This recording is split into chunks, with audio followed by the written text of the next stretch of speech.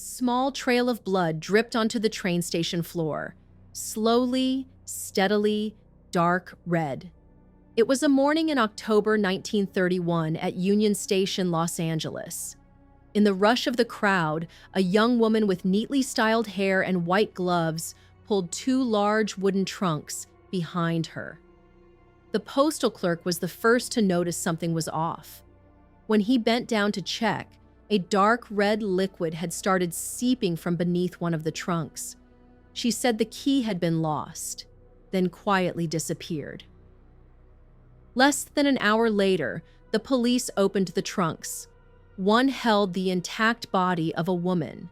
The other contained several disjointed parts, impossible to immediately identify. Her name was Winnie Ruth Judd, but the press gave her another one, the trunk murderess. The story exploded and spread across the country.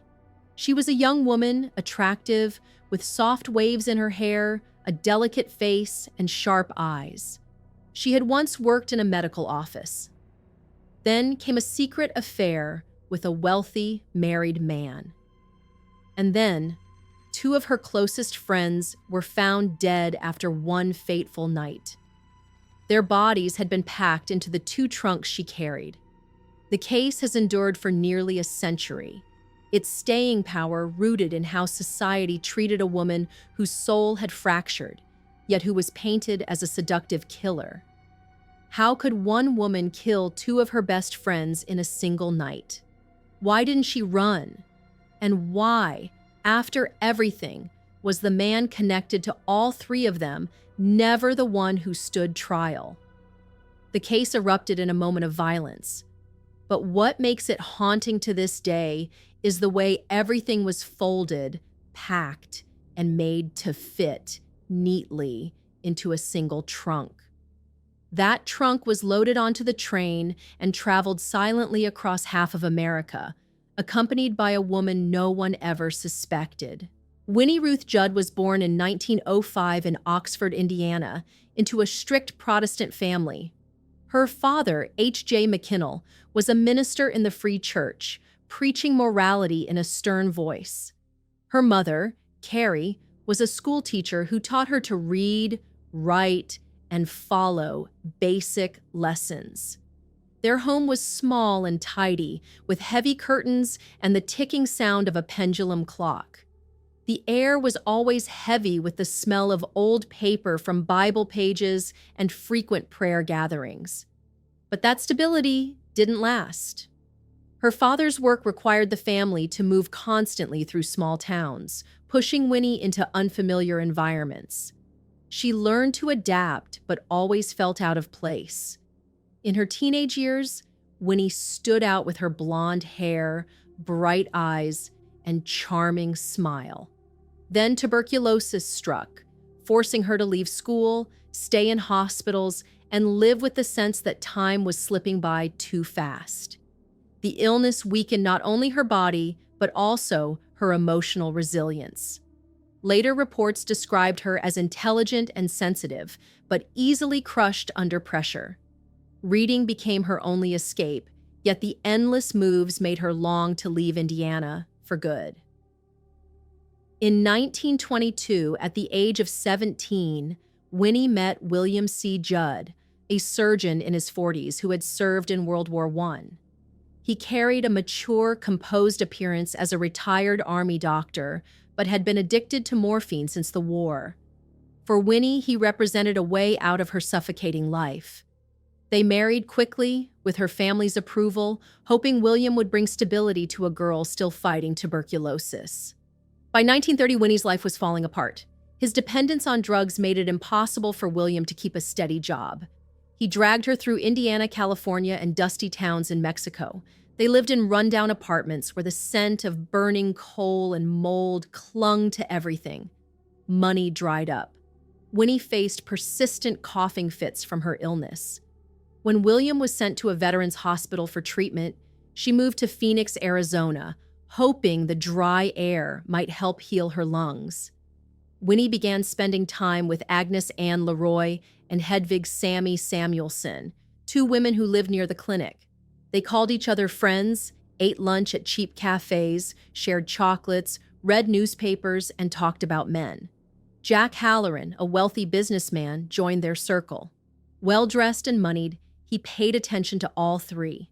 Neighbors saw them as modern women, employed, independent, living the 1930s lifestyle. But beneath the surface, they were all fragile. Winnie kept a polite smile and made small talk, but often sat silently by the window, staring at the distant train tracks. Her hands rested on her knees, still, her eyes almost absent. A quiet moment, but the beginning of something terrible. In Phoenix, Winnie Ruth Judd's life seemed relatively stable. Her job as a secretary at the Grunow Clinic allowed her to afford rent and medication. The blistering sunny days passed routinely, and during that time, Agnes Leroy and Hedvig Sammy Samuelson became her friends. The three first met one afternoon in April 1931. A nurse, a typist, and a secretary, they all lived near the clinic and quickly grew closer over hurried lunches in the rare shade Phoenix had to offer. Agnes was lively, often chatting about fashion and movies. Sammy was more reserved, mostly listening. Winnie, according to a clinic staff member, spoke softly, but often seemed lost in thought, like her mind was somewhere else. Just a few weeks later, they decided to move in together, renting a small bungalow at the corner of 2nd Avenue. The house had only 2 bedrooms, but they managed to share the space, cooking, listening to the radio, and talking late into the night. Living together brought their friendship closer, but it also began to reveal differences no one had noticed before. Winnie wrote to William, "I've made some new friends. They're kind and good listeners. Just a few young girls renting like me, but they make me feel more at ease." Still, even close bonds have limits. Though they sat at the same table, each carried cracks the others couldn't see. Agnes had switched jobs several times, with no clear reason mentioned. Sammy, according to a letter that survived, had admitted difficulty living with others. Winnie never truly opened up. Sammy once said that when she stepped into Winnie's room, everything was strangely tidy, as if no one was allowed to touch anything. A framed photo of William hung on the wall, next to a desk stacked with unfinished letters never sent. Winnie often smiled while chatting with her friends, but it was a distant smile, guarding every secret, never revealing what she really thought. One neighbor recalled, "I used to see the 3 of them going to the market together, but Winnie always lagged a few steps behind the other 2. From the outside, it looked like a peaceful friendship, but over time, their closeness began to carry invisible friction. The presence of Jack Halloran, the only man they all knew, gradually shifted the emotional balance. Nothing was overt, but according to witness accounts, there were meals without laughter, conversations that ended too soon, and Winnie's eyes, growing darker, began to turn more often toward the window. For the officers at the time, opening those trunks was likely a horrifying memory that would haunt them for years. Inside the large trunk, police discovered the body of Agnes Ann Leroy, 32, curled up as if to fit into the cramped space. Her face appeared motionless, her clothes wrinkled and stained with a dark substance suspected to be blood. The second trunk and additional suitcases told a different story. The remains of Hedvig Sammy Samuelson, 24, were found distributed among several pieces of luggage with signs of complex physical manipulation after death. The arrangement and indications of handling drew special attention from investigators. One member of the team remarked, "I'd never seen anything like it in my 15 years on the job." Police immediately sealed off the area, photographed the scene, and transported the trunks to the Los Angeles morgue for autopsy. Dr. Frank Webb confirmed that both Agnes and Sammy died from gunshot wounds, with clear signs of trauma to the upper body. The recovered remains were examined, revealing evidence of deliberate post-mortem handling. Among the items found in the luggage were a shirt, handkerchief, and a bottle of bleach, suggesting someone had attempted to erase traces of the crime. Official records noted that the trunks belonged to Winnie Ruth Judd, who had purchased a train ticket from Phoenix on the night of October 18th. Shortly after the discovery in Los Angeles, Phoenix police received an urgent telegram from their California counterparts. On the evening of October 19th, a team led by Chief Detective Jim McFadden arrived at the bungalow located at 2929 North 2nd Street, Phoenix, where Agnes Leroy and Sammy Samuelson had lived. The small white house, tucked away in a quiet residential neighborhood, had now become the epicenter of a media storm. But the crime scene had already been compromised. Curious neighbors, drawn by rumors of a murder, had entered the home before police arrived, disrupting several potential pieces of evidence. The bungalow had only a few rooms, a living room, kitchen, and 2 bedrooms. In the master bedroom, police found a mattress with strange marks, apparently cleaned yet still stained with an unidentifiable dark substance. The wooden floor beneath showed scrubbing marks and a strong smell of bleach. A metallic object, likely a bullet, was recovered from the wall near the headboard and sent for analysis. In the kitchen, a knife and a small saw with suspicious residues were found in the sink and taken in for examination. Police also discovered a small suitcase containing Winnie's clothes, left behind in haste, along with a few handwritten notes that were difficult to read. One neighbor stated, "I heard gunshots Friday night, October 16th, but I thought it was just a car backfiring." Crime scene analysis confirmed the murders occurred on the night of October 16th. Agnes and Sammy were shot in the bedroom, after what Winnie claimed was an act of self-defense during an argument. The bodies were handled over the next 2 days, possibly in the bathroom. Persistent stains and the smell of bleach throughout the house indicated an attempt to cover up the crime. Police recovered a .25 caliber pistol from the bungalow, believed to be the murder weapon. However, the dismemberment of Sammy raised doubts. Could Winnie, a thin woman with no surgical skills, have done this alone? Many suspected Jack Halloran, Winnie's lover, was involved, but he was never charged due to lack of evidence. The discoveries at the Los Angeles train station and the Phoenix residence sparked public outcry. Evening newspapers dubbed it the trunk murder case, with sensational headlines like "Body in a Trunk, Mystery from Phoenix." The Phoenix community, with only around 48,000 residents at the time, was stunned by the brutality of the case. Meanwhile, Winnie, who had gone into hiding in Los Angeles, became the subject of an intense manhunt. On October 23rd, she surrendered at a funeral home, ending 4 days on the run. Yet the trunks in the bungalow continued to haunt investigators, leaving behind an unanswered question. What really happened on the night of October 16th, and who was truly responsible for the chillingly meticulous handling of Sammy's remains? On January 19, 1932, the courtroom at the Maricopa County Courthouse in Phoenix, Arizona, was packed.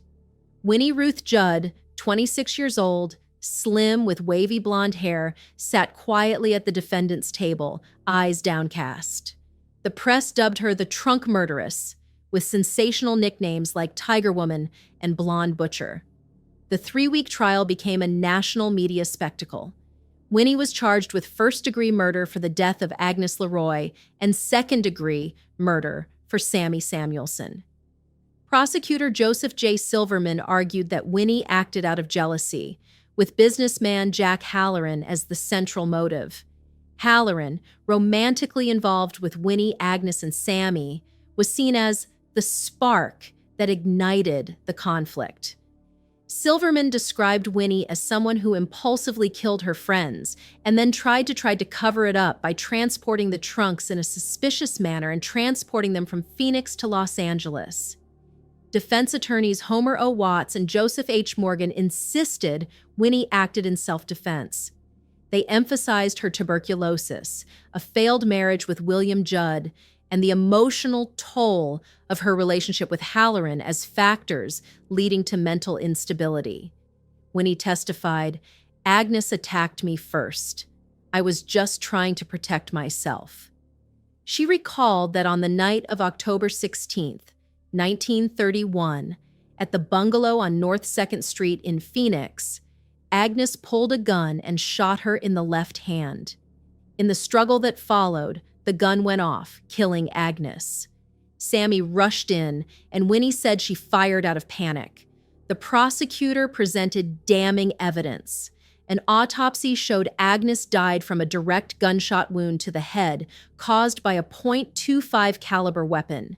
The .25 pistol found at the scene was identified as the murder weapon. Although efforts had been made to clean the crime scene with bleach, it still bore signs of violence. A bullet was embedded in the bedroom wall. Sharp tools with questionable stains were found in the kitchen sink. The luggage presented in court provoked a strong reaction from those in attendance.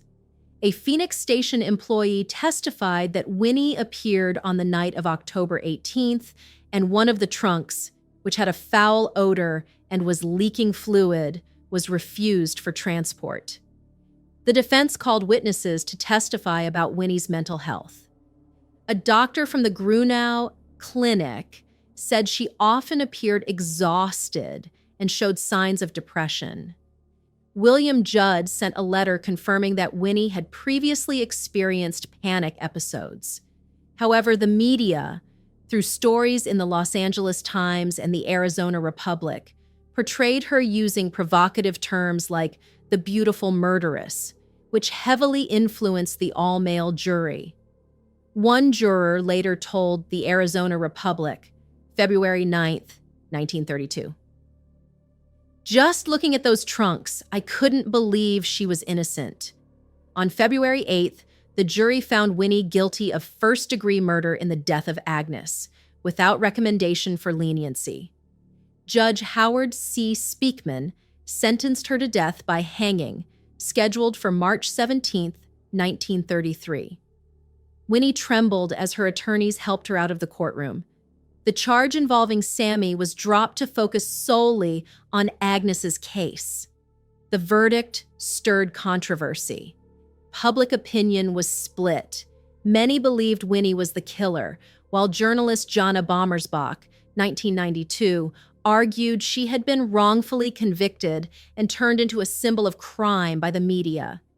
Lingering questions surrounded Jack Halloran, a man with extensive political connections who was never prosecuted. Before the sentence could be carried out, her attorneys filed a petition for a mental competency hearing. On April 24, 1933, Winnie was declared mentally unfit to face execution due to severe psychological disorders and was transferred to the Arizona State Hospital for the insane. During her institutionalization, she escaped 7 times and lived under the alias Marion Lane from 1962 to 1968 before being granted parole in 1971. Winnie died in 1998 at the age of 93, leaving behind a case still clouded in mystery. This case wasn't just about murder. It left a lasting mark and raised haunting questions about morality, society, and the human psyche. From a moral perspective, the case exposed the contradictions in how society judges women. Winnie, a frail, sickly woman, was turned by the press into the trunk murderess, a media symbol of danger concealed beneath a gentle appearance. But was she truly a cold-blooded killer or a victim of circumstance? Tuberculosis, a failed marriage, and her relationship with Jack Halloran pushed her to the fragile edge between reason and despair. Halloran's avoidance of prosecution, thanks to his ties with Phoenix authorities, raised a critical question. Does justice truly serve the truth or only those in power? Socially, the case reflected the 1930s, a time when women began working and gaining independence, yet were still constrained by gender norms. Winnie, Agnes, and Sammy were modern women, but society chose to view them through the lens of jealousy and crime. The media sensationalized Winnie's image, turning her into a character in a public drama rather than a human being with real emotional wounds. This raises a deeper question. Does society truly understand the pressure that drives people to act out of desperation? Medical records noted her depression and panic attacks, but the jury and public only saw the beautiful murderess. The case showed how easily people are drawn to simplistic stories, good and evil, while overlooking the complexity of the human soul. Who was really behind the unusual handling of Sammy's body? Winnie or Halloran? That unanswered question reminds us that truth is often buried in the dark corners of the mind and of power. The trunks, the house marked by tragedy, and the image of Winnie in hiding remain haunting, not just because of their horror, but because they force us to ask, what makes an ordinary person cross a line they can never come back from?